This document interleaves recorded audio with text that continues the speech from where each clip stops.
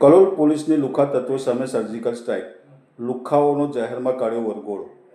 કલોલ શહેરમાં કાયદો અને વ્યવસ્થાને પડકારનાર 4 લુખ્ખા તત્વો સામે કલોલ પોલીસે લીધેલા કડક પગલાંએ બધાનું ધ્યાન ખેંચ્યું છે.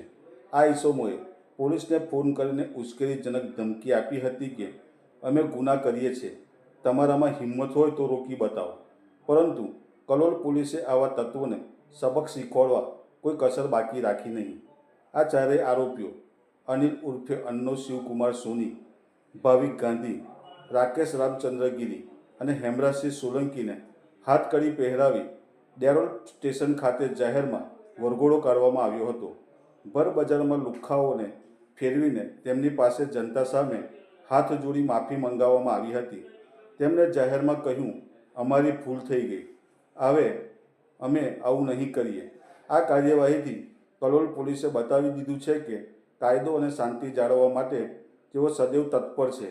આ ઘટના સમાજમાં ચર્ચાનો વિષય બની છે અને લોકોએ પોલીસની આ પ્રશંસનીય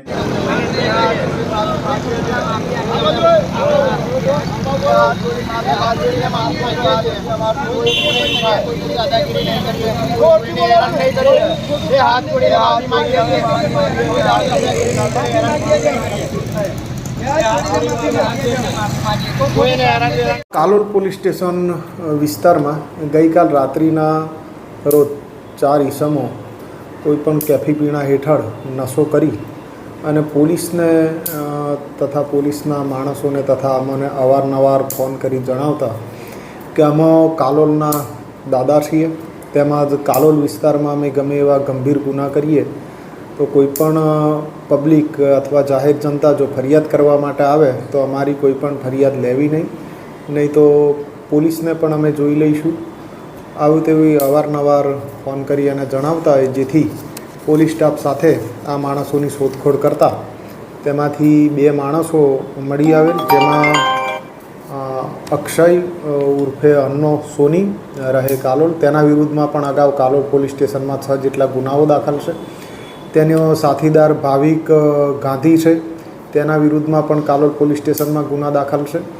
તેમજ એ ઉપરાંત બીજા સ્થળ ઉપરથી નાસી છૂટેલા રાકેશગીરી ગોસાઈ તથા હેમરાજ સોલંકી એ બંનેનાઓ હતા, જે 4 જણને આજ રોજ ગઈકાલે 2ને પકડેલ, તેમજ બીજા 2 બાકી હતા, જેમને આજે પકડી પ્રોહિબિશન એક્ટ તથા ભારતીય ન્યાય સંહિતા 2023ની કલમો મુજબ ગુનો દાખલ કરેલ છે. અને આ લોકો જે છે પબ્લિકમાં પણ એનકેન પ્રકારે અવારનવાર જાહેર જનતાને હેરાન પરેશાન કરતા હતા. એનાથી લોકો ફરિયાદ કરવા માટે પણ ડરતા હતા, પોલીસ સ્ટેશન આવી ફરિયાદ પણ નહોતા કરતા અને ઘણી વખતે સામાન્ય ચોરી તથા લૂંટફાટ જેવા ગુના કરતા, પરંતુ રેકર્ડ ઉપર પણ પબ્લિક આપવા માટે તૈયાર ન હોય. તો આ જેઓના વિરુદ્ધમાં અત્રે કાયદેસરની કાર્યવાહી કરી, તેમજ જે તે જગ્યાએ તેઓએ છુપાવેલા હથિયાર પણ લાકડી તથા ધારિયું વગેરે કબજે કરેલ છે.